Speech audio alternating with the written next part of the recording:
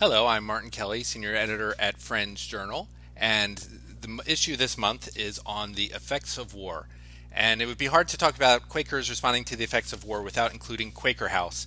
And on the line here is Lynn and Steve Newsom of Quaker House. Quaker House has been going forever, it seems, since the 70s, I suppose, in Fayetteville, North Carolina. They're right next door to Fort Bragg, and they've been doing all sorts of counseling over the years. So welcome here to our author chat. Thank you. Thank you. And tell us a little bit about Quaker House and where you've come from and where you're currently going. Well, when we first came, we realized really quickly what a completely different world we were in, how totally different Fayetteville and the Fort Bragg area is from any place we'd ever lived in and before. Do you want to tell about what you said first? Yeah, well, the culture here is definitely all military. Everybody here is either military, married to military, or retired military, it seems like. When we got here back in November of 2012, we realized we went shop the handicap parking spaces were full at the shopping center by disabled veterans walking around with artificial limbs and such. That was one of the first shocks. We were moving to Quaker House. The predecessor, Chuck Fager, was preparing to move out, and he told us we could paint one of the rooms one day, and we went over very early in the morning to the big box store area. And while we were over there, it was like 7 o'clock in the morning and nobody was around. This young woman came walking past our car at the red light, and we realized that she was missing, with her odd walk, we realized she was missing her leg, and she didn't have her leg fastened on properly, or artificial one. And as she got right abreast of us, we realized the other leg was the same condition. This woman was probably in her early 20s, obviously a disabled veteran, and we realized from conversations soon after that there were up to 400 homeless women in this county, Cumberland County, North Carolina. So that was our first shock to the reality of what Quaker House's mission is. And then the calls started coming, and we started realizing more and more the pain that people were in. We got one of our first calls was a man who had killed 3 civilians in Iraq and was feeling in an accidental shooting, yeah, and he was being questioned about it, and he realized that he just couldn't live with that. So he was asking for us to help him get out of the military so he wouldn't have to be sent back. And cases like this is what led us into the study of moral injury. We were invited by Dr. Rita Nakashima-Brock to participate in a special conference that she put on in Raleigh, North Carolina. And we trained with her and started doing presentations on moral injury. And the more we've done these presentations, the more pain, mental and physical pain we've discovered with people. Vietnam vets will come from the audience and tell us about the difficulties they had. A World War II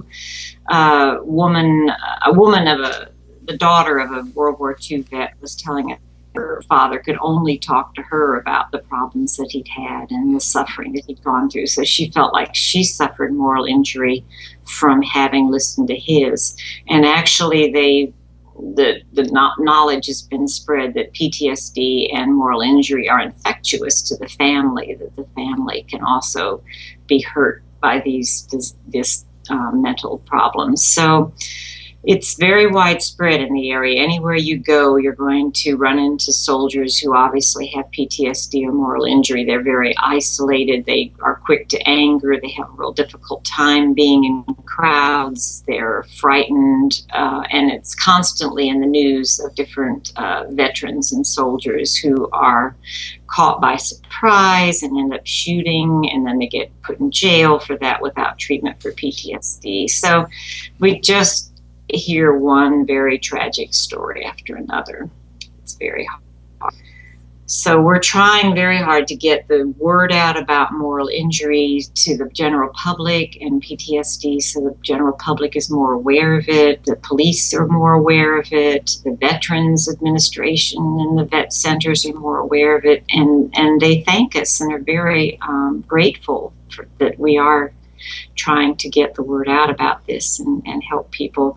We feel it's very important for suicide prevention, frankly, because so many of the moral injury victims are liable to commit suicide. So that's we feel a sense of urgency about getting the word out about this. There's a lot of pain, a lot of suffering. Yeah, well, you have a sort of a unique role, and Lynn, I don't know if we've mentioned that you had an article in the January 2014 issue, and we'll have a link to it in the show notes here, but about your path to Quaker House, and you talked about how it was a sort of unique place in Fayetteville because there was all these churches, but this was the only place for this. But it's also somewhat unique among Friends, that Friends aren't talking about working with veterans as much. I was looking back through the Friends Journal archives, and we have many articles about the philosophy of war and the effectiveness of war, sort of from an intellectual standpoint. We have articles about protesting and how to organize, but we hadn't had a lot of articles about how we deal with these wounded soldiers. How we need to help our service members and veterans. I've been a Quaker for many years now, and whenever Veterans Day comes up, somebody in the meeting will stand up and say, well, we don't honor the veterans, we honor the people who got COs and work for peace. Well, our feeling is that as long as there are wars, we are responsible for those wars just as much as anyone else in this country, and we are responsible to helping the victims of war. Quakers are great for going overseas and helping, say, the Viet Cong or other people with the needs they have, but they need to look right here in this country at the victims of war that are our own service members and veterans. And so it's real important to me to get the word out to Quakers that they need to make their meetings veteran friendly. And also connect with service members. If a service member is having problems and comes back as a veteran and doesn't know who to go to for help, if he or she has had some contact with friends while in the service, then he or she will know that there might be a friend here in the United States at home that could help them and would be wanting to help them heal from their moral injury wounds. And veterans go, there are a lot of things that our meetings could do to help the veterans know that we are veteran friendly. We could have writing groups at the meeting. We could have programs about the problems with moral injury, with war, just so they know that we want to help our victims of war. They're always welcome. Yeah.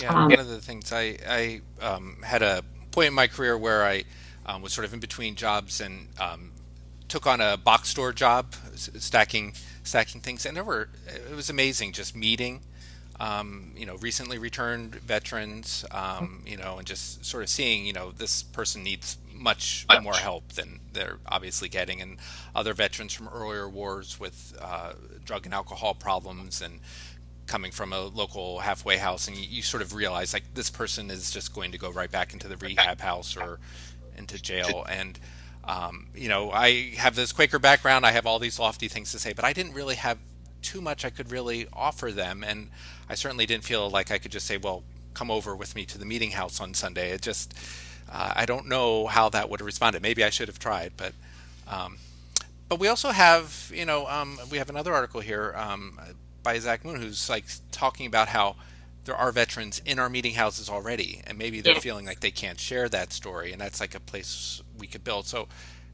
is that like a way to sort of try to get more veteran friendly, or how can people outside Fayetteville, the different Friends meetings, advertise this and start moving towards that?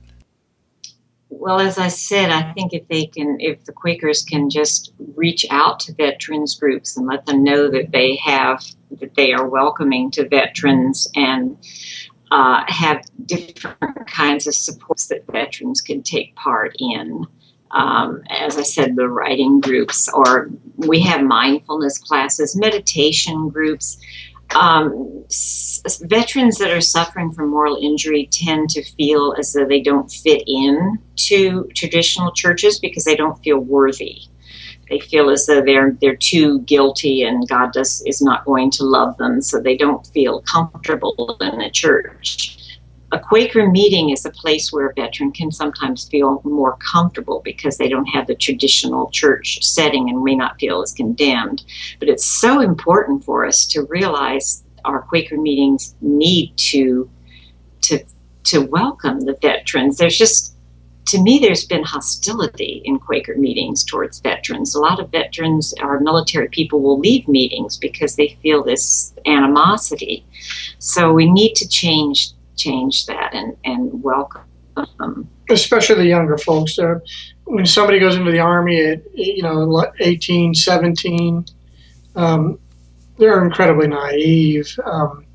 They go in for all the reasons that the recruiter misled them for, and within a couple of years they realize they made a great mistake, and hopefully they can get out without a lot of emotional, psychological harm. But quite often they're very damaged when they come out. They're good people typically, and I think the psychopaths probably stay in the Army, but most of the rest get out. I'm a veteran myself. I never heard of conscientious objection until years after I got out of the Navy in 1975 off active duty. And, for me, it was a slow process coming to Quakerism.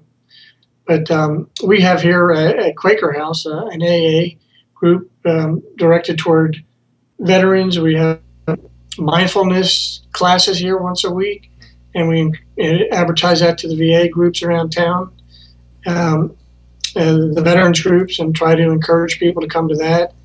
And we have things here just for fun. We have a singer coming this Friday, and it'll be a casual sort of environment. And again, we advertise that to the veterans groups and try to get them to show up.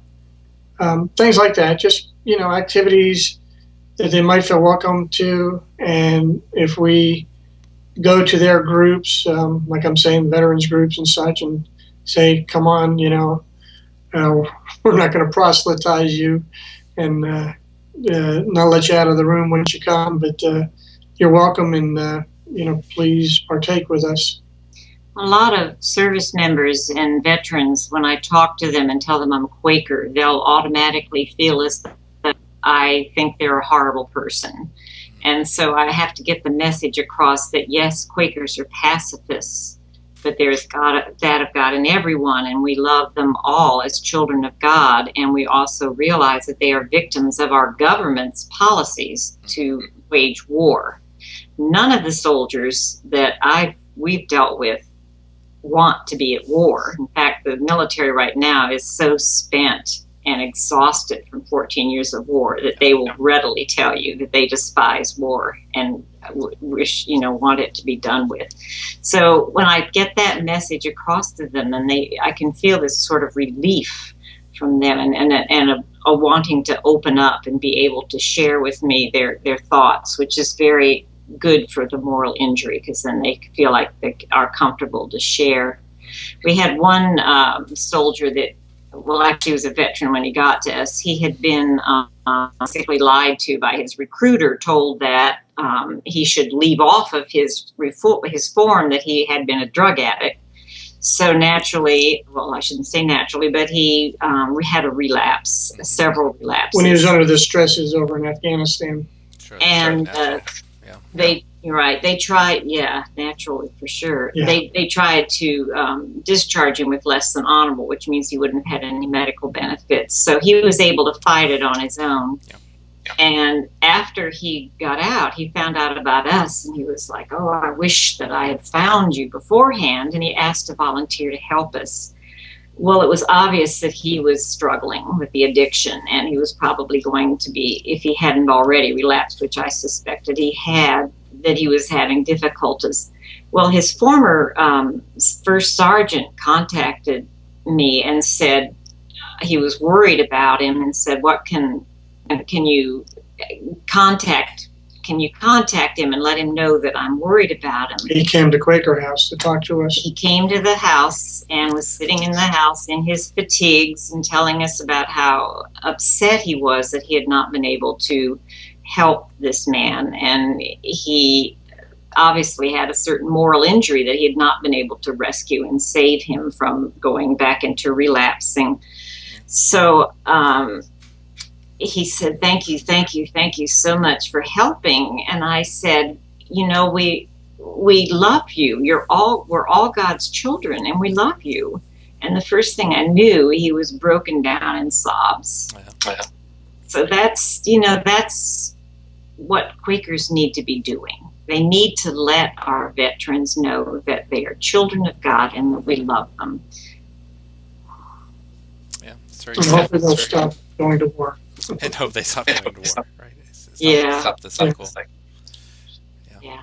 And the cycle with then the children and the wives and the Yeah. The wives and the children suffer enormously. There's several books out. Some of them written by Quaker women that describe the psychosis that sets in after months of fearing bad news, and the children don't have their parent there, or sometimes don't have both parents with them when a couple joins the Army together or meet in the Army.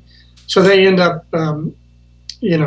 we have a lot of tear-filled testimonies from the teenage children, different venues in town, and it's very tragic and sad. The children aren't as elastic as some people in the Army would have you believe. There were 6 student suicides in Fayetteville this year, and 5 of those were military children. Yeah, they really, really suffer. They're working hard now. The community that I work with, I'm a member of lots of military community alliances for helping with military, and they're just now beginning to realize how much they need to work on helping the military children in the schools. And I'm thinking, my goodness, we've been at war for 15 years and you're just now thinking of this. So it's hopefully better late than never. The school superintendent's getting to work on it. But there was one mother who said her husband had been home for 3 years of her son's 10 years of life. So that there's a huge amount of suffering going on there. Yeah. And these people are in every community. The reserves and the National Guard soldiers come from the suburbs, and their children are very isolated, feel like they don't fit in anywhere. They are afraid to ask for help. They don't want to ask for help. So if a meeting has, if there are any groups in the city that support military spouses and children, that's great. And I have information on all of this. I have a lot of different pamphlets on how to support military spouses, how to support our service members and veterans, how to support the children. So if people want to contact us, I can send them all of these forms, all this information. Oh, great. Well, we'll definitely include a list of how to contact you and forms and any kind of links that you want to share. That'd be great. We'll share them here with the video. And this will also be going off as a podcast, so we'll also have it there in the podcast so people will be able to find out about this. So I think we're sort of running out of time here a little bit, but it's been so wonderful to hear what you're doing. And so Quaker House, what year did it start now again? 1969, and I know that because I was there. I was Chapel Hill when the service member went up to Chapel Hill Friends meeting and said, "We need Quakers in Fayetteville." And great. I was one of them that went down.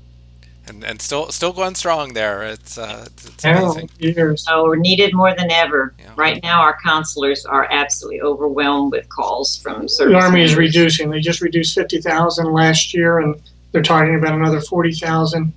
And they're not very subtle about the way they throw these people out of the Army. Mhm. It's terrible.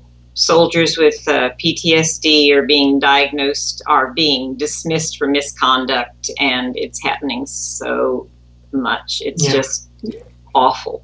And these guys cannot advocate for themselves because they're so damaged. So luckily our counselors can work with them and help them. And we're the only game in town. I go on alliances and I say, is there anybody here that can help soldiers who are being given less than honorable discharges when they actually have PTSD and should be getting the honorable discharge with medical benefits? And nobody. So we're incredibly, we're the only ones. Yeah. So if anybody out there wants too. Yeah. So. Anybody out there wants to be a GI Rights Hotline counselor, let us know. Yes, we do need some. We actually need more. Okay, great. Well, that's a good opportunity here for folks watching the video. So, so again, thank you, Lynn and Steve Newsom from Quaker House, and we'll have lots of links. Thank you for coming on, and we hope to hear more from you over the next 40, 50 years. Yeah, at least. Take care. Thank you. You take care too. Bye-bye. Bye-bye.